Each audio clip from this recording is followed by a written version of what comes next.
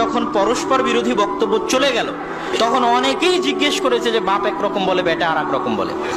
যদিও একদল মানুষ আছে যারা বলতেই থাকে যে বাপ যেটা বলে বেটা সেটার সাফাই গায়, একদল মানুষ কিন্তু আছে, কিন্তু এটা হচ্ছে ডাহা মিথ্যা অপবাদ। ডাহা মিথ্যা অপবাদ। বহু কিছুই পাবেন, সবসময় মিল থাকবে, কথা ভুল। কেননা স্বাধীনভাবে কোরআন হাদিস পড়েছি, আব্বু কোনোদিন সবসময়ই তিনি গুরুত্ব আরোপ করেছেন স্বাধীনভাবে কোরআন হাদিস বোঝার প্রতি। তার সবসময় একটা নাসিহা থাকে। এবং ফতোয়া বোর্ডে যেই দিন থেকে বসা শুরু করেছি মাসিক আল ইতিসামের, তখন থেকে আমি আর একটা জিনিস বুঝতে শিখেছি যে হাদিস থেকে ফিকহ ইস্তেদলাল করার ক্ষেত্রে তার নজির পাওয়া দুষ্কর, খুব কঠিন। মানুষ ফতোয়া খুঁজতে গিয়ে অনেক কিছু বের করে নিয়ে আসে, কিন্তু তিনি ফতোয়া খুঁজতে গিয়ে যে ফতোয়া দিবেন তার এই যোগ্যতা অনেক বেশি যে ওই ফতোয়ার উপর সরাসরি নাস পেশ করতে পারে। এটার এই বৈশিষ্ট্যটা মুহাদ্দিসদের মধ্যেও আছে। তো উনি সবসময় নাসিহা দেন যে তোমরা যখন ফতোয়া লিখবা, খুঁজবা, বলবা, তখন আলবানী, ইবনে তাইমিয়া, ইবনুল কাইয়িম, আহমদ বিন হাম্বল, শাওকানি, ইবনে হাজম, এনাদের ফতোয়া, সানাআনী, ইমাম সানাআনী যিনি ইয়েমেনের, এনাদের ফতোয়া এবং ভারত উপমহাদেশে আব্দুর রহমান মুবারকপুরী যারা পাক ভারতের বড় আলেম আছেন তাদের ফতোয়া সামনে রাখবে, এটা তার উপদেশ। তো তিনি কোনোদিন বলেননি যে ফতোয়া বলার সময় তোমরা আমারটা সামনে রাখবা, এটা কোনোদিন বলেননি। যে ফতোয়া দেওয়ার সময় আমি কি বলেছি সেটা সামনে রাখিও। কেননা তার জীবনে এরকম বহু ঘটনা আছে যে যখন তিনি মাসিক আত-তাহরিকের ফতোয়া বোর্ডে কাজ করতেন, বহু ঘটনা আছে ফতোয়া দিয়েছেন, ভুল হয়েছে, হাদিস জয়ীফ প্রমাণিত হয়েছে, আবার ফতোয়া পরিবর্তন করেছেন। এরকম বহু ঘটনা আছে, অসংখ্য অগণিত ঘটনা আছে। সুতরাং এই দাবি উত্থাপন করা যে উনি যেটা বলেন সেটা কি উনি কিয়ামত পর্যন্ত ঠিক বলেন, চূড়ান্ত বলেন, ওনার ফতোয়ায় নাকি ভুল হতে পারে না, যদি আহমদ বিন হাম্বলের ফতোয়ায় ভুল হয়, এ কথা ভুল। উনি নিজেই ওনার জীবনে বহু ফতোয়া পরিবর্তন করেছেন, যার অনেক রেকর্ড আছে, অনেক উদাহরণ আছে। তাহলে কিয়ামত পর্যন্ত পরিবর্তন হবে না। আম গাছে জাম ধরলে সুই, যদি জাম ধরেও যেতে পারে তবুও আমার কথার মধ্যে সুই ঢুকানো যাবে না, এটার উদ্দেশ্য।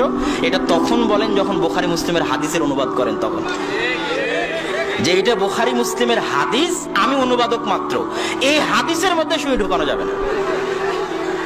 এখন কেউ দুই একটা আব্দুর রাজ্জাক বিন ইউসুফের বক্তব্যগুলো সম্পর্কে সমস্যা হচ্ছে, যারা অভিযোগ তোলে তারা দুই একটা বক্তব্য শুনে অভিযোগ করা শুরু করে। সব বক্তব্য যদি সে শুনতো এবং তার সম্পর্কে জানতো, তার সাথে উঠা বসা করতো, তাহলে সে বুঝতে পারতো যে আসলে কি কাহিনী। এখন আব্দুর রাজ্জাক বিন ইউসুফের সামনে জালসার শেষে যে প্রশ্নগুলো দেওয়া হয়, এরকম বক্তা বাংলাদেশে কেউ নাই যে গড়ানে প্রশ্ন পড়ে আর উত্তর দেয়, কেউ নাই। আমি আব্দুল্লাহ নিজেও আগে প্রশ্ন পড়ি, প্রশ্নের উত্তর দেওয়া যাবে না, যাবে না, যদি উত্তর না দেওয়া যায় তাহলে পড়ি না, রেখে দিই। সব বক্তাই তাই করে, প্রশ্ন পড়ে, প্রশ্নের উত্তর দেওয়া যাবে না, যাবে না, তাহলে রেখে দিলাম, এটা দেওয়া যাবে না, রেখে দিলাম। মাঝে মধ্যে বগুড়াতে আসলে আব্দুল সালাম আমার সাক্ষী আছে, পাশে বসে থাকে, আমি বলি যে পড়ে দেন, যেটা দেওয়া যাবে না ওটা দিয়েন না। গড়ানে ফতোয়া প্রশ্ন পড়ে আর পড়ে উত্তর দেয় একমাত্র আব্দুর রাজ্জাক বিন ইউসুফ, আর এক বাক্যে উত্তর দেয়। তো এখন প্রোগ্রাম শেষ হয় 12:30 1টায়, যাওয়া লাগবে রাজশাহীতে, সকাল 8টায় ক্লাস ধরতে হবে। আর জনগণ, সাধারণ জনগণকে যদি আমি বলতে থাকি, যেমন আজকের বক্তব্য, আজকে একটা ফতোয়ার উপর কথা বলবো, এখন যদি 1.5-2 ঘন্টা একটা ফতোয়ার উপর বক্তব্য দিই, আহমদ বিন হাম্বল এই বলেছে, আবু হানিফা এই বলেছে, শাফি এই বলেছে, তবে সঠিক মত এটা হতে পারে, তাহলে সাধারণ জনগণ যারা বসে আছে পাগল হয়ে যাবে, বলে হুজুর ঠিক কোনটা সেটা বল। কথা বুঝতে পারেননি? এটা হচ্ছে মাঠের প্রোগ্রামের সমস্যা। তখন মাঠের প্রোগ্রামের মনোভাব আব্দুর রাজ্জাক বিন ইউসুফ বুঝে কেন 30 বছর থেকে দাওয়াত দিচ্ছে। তো যেটা ঠিক, দলিল আদিল্লা না বলে যেটা ওনার কাছে ঠিক, উনি শুধু ওই অ্যান্সারটা বলে যান, শুধু এক বাক্যে অ্যান্সার, চলবে চলবে না, জায়েজ জায়েজ, না জায়েজ না জায়েজ, হারাম হারাম, হালাল হালাল, এভাবে ফতোয়া চলতে থাকে। কেন থাকে প্রশ্ন 100টা, সময় অল্প, জনগণ বুঝবে না ব্যাখ্যা সহ বললে। এখন ওই 2-1টা প্রশ্ন সংগ্রহ করে নিয়ে ফেসবুকে চলতেছে মারামারি, গণযুদ্ধ, গৃহযুদ্ধ।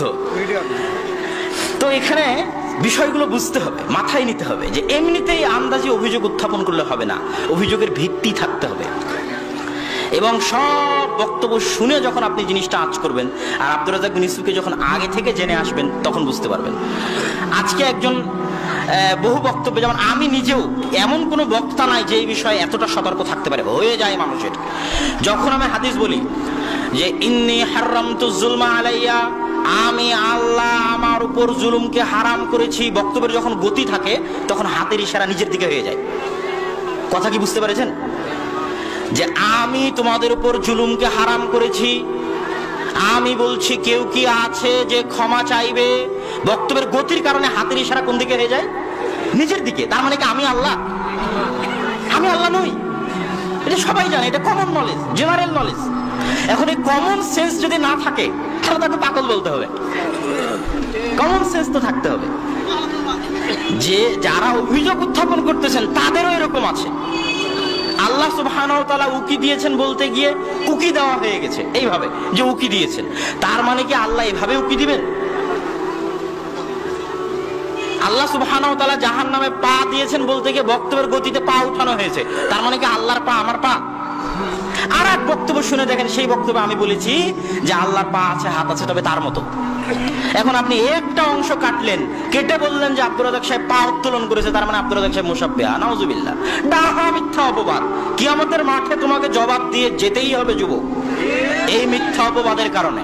অসম্ভব, এটা হতেই পারে না।